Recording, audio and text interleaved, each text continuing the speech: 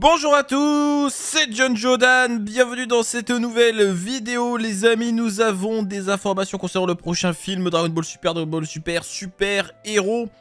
Nous avons déjà la date de sortie, vous l'avez sous les yeux, 22 avril. Alors par contre c'est la date de sortie au Japon, chez nous, bah, je sais pas, ils ont pas donné de date, ça va arriver sûrement ultérieurement. J'espère qu'on va pas devoir attendre encore plus en France, mais bon pour l'instant... pas d'informations sur le sujet, mais en tout cas ça donne une idée, ça donne une fourchette, parce que forcément si le film sort en avril au Japon, il va pas sortir en 2023 chez nous. On voyait un petit peu le truc.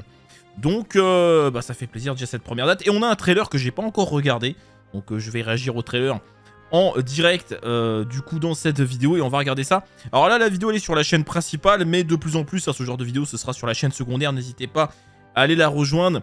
Bouton I en à droite, dans la description, etc. Vous avez la chaîne secondaire sur laquelle du coup je vous propose ce genre de vidéos, bien sûr, les unboxings, il y a déjà pas mal de vidéos sur la chaîne, du let's play, du best-of, de Twitch, etc.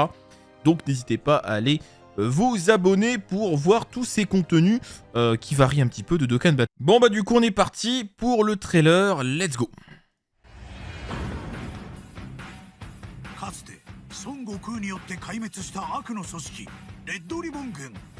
Ah, oui.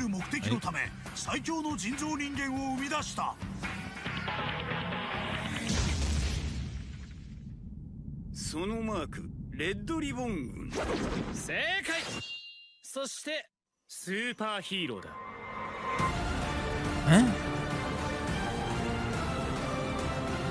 Enfin, Piccolo a l'air de prendre cher. Oh! Bon, c'est vrai qu'elle a Gohan, mais... Oh! Avec la cape! Oh! Oh! Oh, il est tellement BG, Gohan, comme il faut bien le dire. Bon, d'accord, ok. Alors, écoutez... Voilà, ils disent, voilà, l'armée du ruban rouge que Goku a battu, machin. Avec comme objectif de créer l'humain artificiel le plus puissant, etc. Alors, est-ce que ça va être encore le sujet de ce film? Je sais pas, parce que, encore une fois, les sbires, là, tu sens que c'est pas l'ennemi numéro 1 du film. Donc, bon, après, je pense que pour l'instant, c'est pas encore révélé. Ce qui est pas plus mal. Donc là, on a les voix, du coup.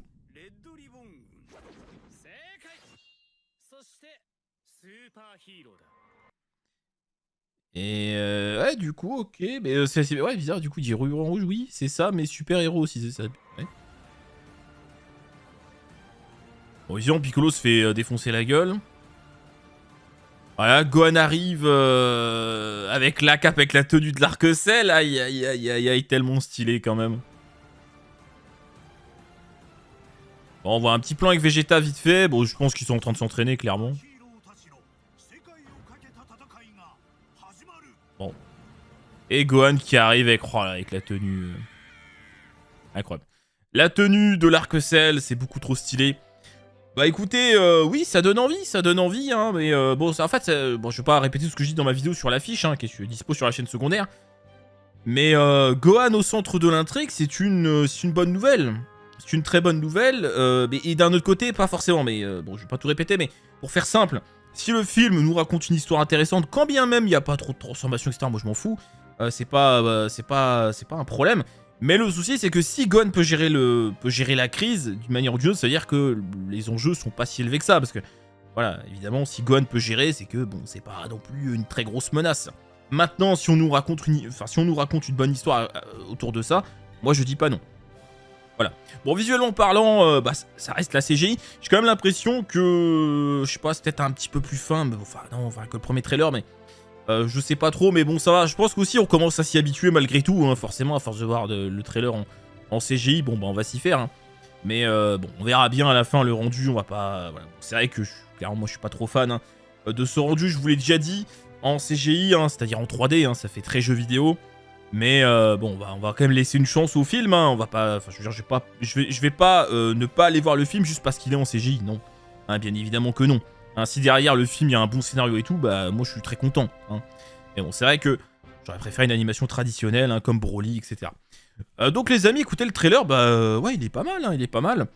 Ça donne envie, Gohan ultra badass, clairement j'aime beaucoup. Attends, on va voir où ça va nous amener. Mais franchement, très très très stylé, Gohan. Donc bon, hâte de voir comment ça va se dérouler. On a un petit message de Toriyama qui nous dit qu'il a été impliqué sur quasiment tout le film, que la qualité est incroyable et qu'on va kiffer. Hein. Globalement, mercedez.com, c'est à peu près ça le message. Bon, ça fait bien longtemps que les messages de Toriyama ne sont plus garants de quoi que ce soit. Parce que bon, pareil pour Broly, c'est lui qui a tout fait. C'est mignon, mais Broly, en vrai, même si le film est spectaculaire, certes, mais en termes d'histoire, c'est zéro. Hein. Je veux dire, le combat ne nous raconte absolument rien. Hein. Goku, Broly, zéro dialogue. Broly, Vegeta, zéro dialogue. Voilà, donc même s'il y a la partie histoire au début, mais c'est juste qu'on nous raconte l'histoire. Mais enfin, je veux dire, le combat en soi, voilà, en termes de scénario, c'est zéro. C'est juste du spectacle. Donc Toriyama qui dit j'ai tout fait, ou presque, c'est pas... Aujourd'hui, c'est plus gage d'une qualité quelconque, hein, finalement. Donc bon, c'est gentil de nous dire ça, mais... Hein, c'est comme avec DBS, avec le manga. Oui, c'est Toriyama qui écrit. Alors déjà, c'est pas vrai, hein, on le sait. Hein, et d'ailleurs, Toyotaro nous l'a confirmé récemment, parce que c'est lui qui a inventé l'Ultra Ego pour Vegeta. Donc bon, faut peut-être arrêter avec Toriyama qui dit que c'est lui qui fait, parce qu'en fait, c'est pas forcément rassurant, hein, vous savez, aujourd'hui, de nous dire ça. Mais bon, on verra bien. En tout cas, ils sont tous quand même... ils ont tous l'air d'être à fond sur, oui, la qualité. Donc bon, après, le film sort du coup dans, allez, 4-5 mois. Je pense pas que le visuel va changer drastiquement, donc bon... Après, la qualité, ça va être à chacun de juger. Enfin, après, c'est aussi une question de goût, évidemment.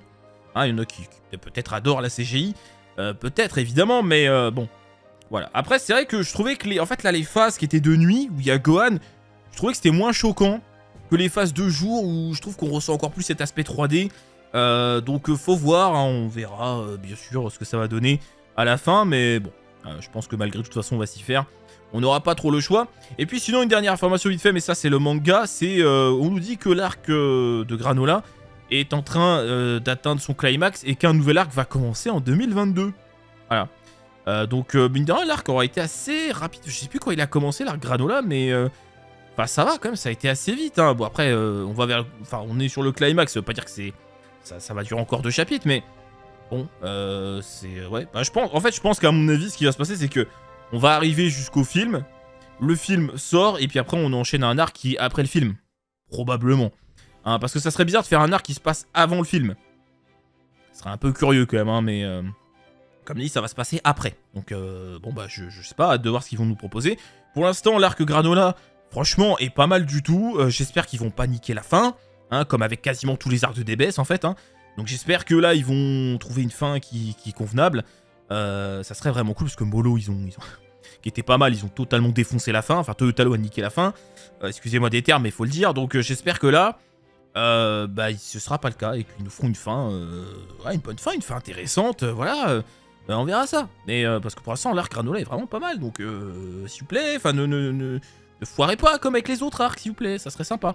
Hein, comme l'arc Zamasu, on peut en reparler, mais l'arc Zamasu, la fin elle est catastrophique. Hein. Je vais redonner tous les détails, mais bon. Hein, c'est une catastrophe, même en termes de morale, hein, parce qu'au final, le futur de Trunks est détruit. Bon, on se barre, on va aller rencontrer nos doubles dans un futur alternatif, et tout va bien, tout le monde est content, alors que tout le monde est mort, en fait, hein, mais tout va bien. Non, mais... Donc vraiment, j'espère que là, ils vont réussir à faire une fin qui se tienne. Donc voilà, les amis, pour cette vidéo réaction, enfin analyse, pas vraiment analyse, mais... En tout cas, le trailer donne envie, clairement, Gohan, revoir Gohan. Parce que bon, faut bien comprendre que... Et je vais terminer là-dessus, c'est que Gohan ne soit plus au centre de l'histoire, c'est normal. Un Gohan, c'est jamais... c'est pas un perso qui, comme Goku, adore le combat, etc. Bon, même si il a pu apprécier certains combats, on va pas dire le contraire quand même, hein, quand il était petit, il voulait toujours se venir et tout pour participer, certes, mais tout de même, hein, on voit dans l'arc Cell, c'est pas sa passion numéro 1, enfin, voilà, Gohan, là, à ce stade de l'histoire, il aspire à vivre sa vie tranquille, avec sa famille, avec sa femme, sa fille, c'est un savant, enfin voilà, c'est tout. Donc en gros, ne pas avoir Gohan au centre de l'intrigue, dans Dragon Ball Super de manière générale, c'est normal, hein, parce que ceux qui pourraient s'en plaindre que c'est pas normal, mais si, c'est totalement normal, sinon c'est que vous n'avez pas compris le personnage. Donc c'est normal. Mais, Pour autant, on dit pas non à le revoir sur le devant de la scène dans une intrigue qui serait crédible pour Gohan. Hein. Par contre, voilà, évidemment, moi j'attends pas. Moi, vous bien comprendre un truc, c'est que moi là je vois Gohan dans le film, j'attends pas qu'il nous sorte une transformation de je ne sais quoi, qui sort de je ne sais où, qui n'aurait aucun sens. Hein. C'est pas ce que j'attends. Moi je m'en ai rien à foutre de ça. Hein. Moi si j'ai juste Gohan, ça sera très bien.